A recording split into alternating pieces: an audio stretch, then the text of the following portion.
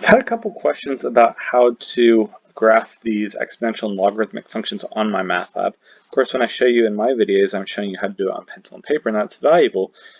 So let's just go over not the skills, but just what MyMathLab is doing, what their tool is requiring. So here I have function 2 to the x plus 1. Clearly my base is 2. And the plus 1 here would be taking this and shifting it to the left.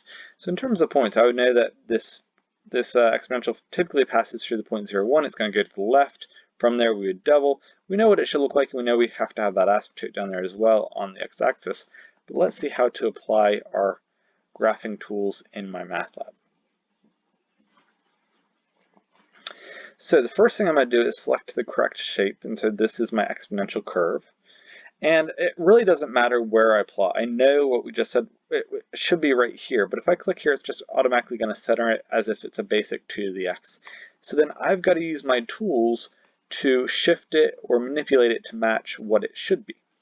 So we've said that we need to go to the left by 1, so I'm going to take my little slider, shift it to the left by 1. That is the horizontal translation. Translations are the same as shifts.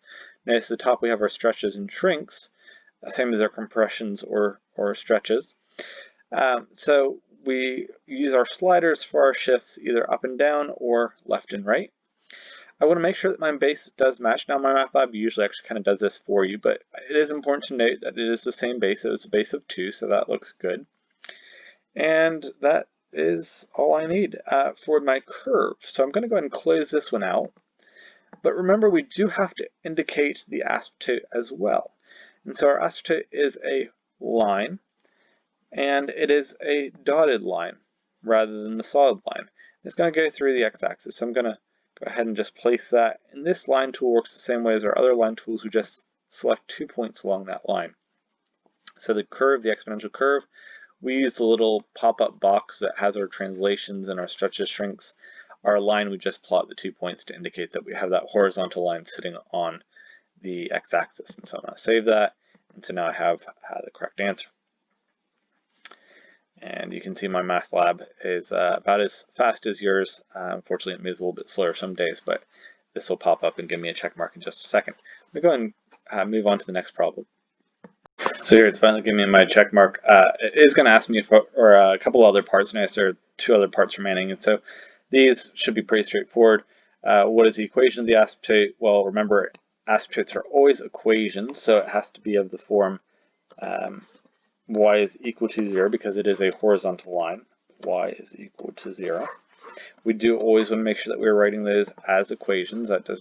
That's important for not only MyMathLab but also for labs. If you don't write these as equations, I will take off points. So for logs, you'll have the vertical asymptotes. They should be of the form x is equal to.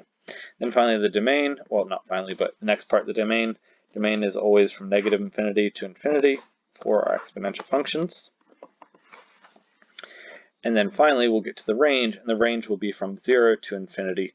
The 0 will not be included because that was an asymptote. And so remember, with these exponential functions, we can't take a number, raise it to a power, and then suddenly get 0 out of it.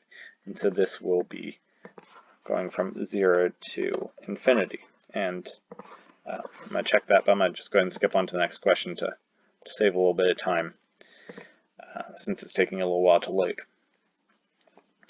So if I were to look at the next question, it's going to be a vertical shift this time. And so we do the same thing with that little pop-up box in terms of selecting our exponential curve. We'd use the vertical shifter, the vertical translation this time, to shift us around. We're going to see other things, so just skip to a couple other problems. Remember, if you see negatives on either the x or in front of the exponential, those are reflections. So for instance, here we have a reflection. Because the negative's on the x, that's going to be a reflection about the y. And so we're just checking that little checkbox, reflection over the y. And so as long as we remember those transformations, we are just literally kind of listing out those translations with the transformation box or the pop-up box that MyMathLab gives us. Let me just pull up a logarithmic problem as well, just to show us how those work, but it's going to be the same idea. So here I have a logarithmic function that I need to graph. We have the natural log, has a negative in front, so that would be a reflection. So I'm going to open my little tool here. And I should note that, once again, we have to make sure that we're graphing the asymptote with the actual curve, with our function. We do want to remember that for logarithmic functions, we don't have a horizontal asymptote, we have a vertical asymptote. They have a domain restriction, the fact that we can't have negatives, we can't have 0. If we had a reflection or a stretch, that might change that, obviously.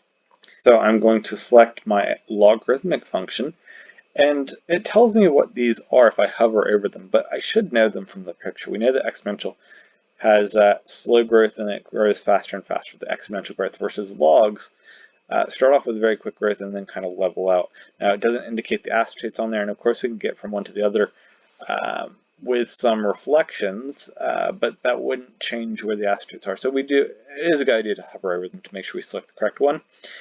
The logarithmic functions I do know should pass through point 1, 0 unless there is some sort of transformation that would change that. However, like with the exponentials, I can select anywhere, it's just going to automatically center me at that point.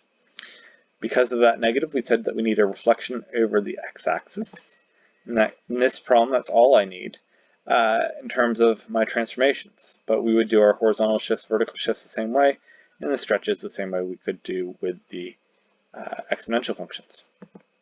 Oh, I should also point out too, before I close that you should always make sure that the base, just open up a new one so you can see, make sure that base is set correctly. So that base is an e because it is a natural log. Let me get rid of that one. I'll just clear both of these and start again. So I'm selecting anywhere. I want my reflection. I want to make sure my base is correct. It should be a reflection over the x, not the y. And that is my curve. Now I need to do my asymptote. My asymptote, again, is a straight line. It's going to be a dotted straight line because that's what indicates the asymptote. I'm going to select anywhere on my y-axis to indicate that it is passing along my y-axis. And then when I check that, I will have my correct answer. If you have any questions on this, please do let me know.